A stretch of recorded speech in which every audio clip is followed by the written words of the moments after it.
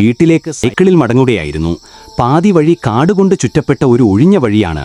അവിടെ എപ്പോഴും ശാന്തതയും കാറ്റിന്റെ ശബ്ദം മാത്രമേ ഉണ്ടാകാറുള്ളൂ. എന്നാൽ ആ രാത്രിയിൽ എൻ്റെ മനസ്സിലെന്തോ ഭയം തോന്നി. ഇവിടെയാണ് രശ്മ എന്ന ഒരു പെൺകുട്ടി കുറച്ചു വർഷം മുമ്പ് മരണപ്പെട്ടത്. അവൾക്ക് 16 വയസ്സായിരുന്നു. ദിവസേന സ്കൂളിൽ നിന്ന് വീട്ടിലേക്ക് ഇവിടെയൂടെയാണ് നടന്നു പോവാറുള്ളത്. ഒരു മഴക്കാല ദിവസത്തിൽ വഴിയിൽ തെന്നി വീണ രശ്മയുടെ തല കല്ലിൽ തട്ടി. അവൾ സ്ഥലത്ത് തന്നെ മരിച്ചുവെന്ന് ഗ്രാമത്തിലെ ആൾക്കാർ പറയുന്നു. അതിനുശേഷം പലരും അവളുടെ ആകൃതിയെ ഈ വഴിയിൽ കണ്ടതായി പറയുന്നു. രാത്രിയിൽ, പ്രത്യേകിച്ചും മഴ പെയ്യുന്ന ദിവസം, പിന്നിലെ ഒരാൾ വരുന്നു എന്ന ശബ്ദം ചിലർ കേട്ടിട്ടുണ്ട്. ആ രാത്രിയിൽ അകലെയായി ആ ശബ്ദം ഞാൻ കേട്ടു. ഒരു പെൺകുട്ടിയുടെ ശബ്ദം. വളരാ, തിരിഞ്ഞു നോക്കണ്ട. ഞാൻ എൻ്റെ കാലിൽ തല്ലി വഴുതി വീണു. കണ്ണു തുറന്നപ്പോൾ ഞാനൊരു പഴയ വീട്ടിനകത്തായിരുന്നു.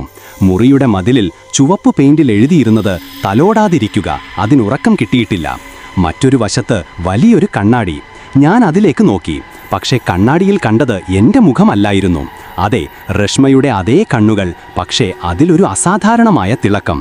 അവളുടെ കണ്ണുകൾ ഇതുവരെ എൻ്റെ മനസ്സിൽ നിന്ന് നീക്കാൻ എനിക്ക് കഴിഞ്ഞിട്ടില്ല.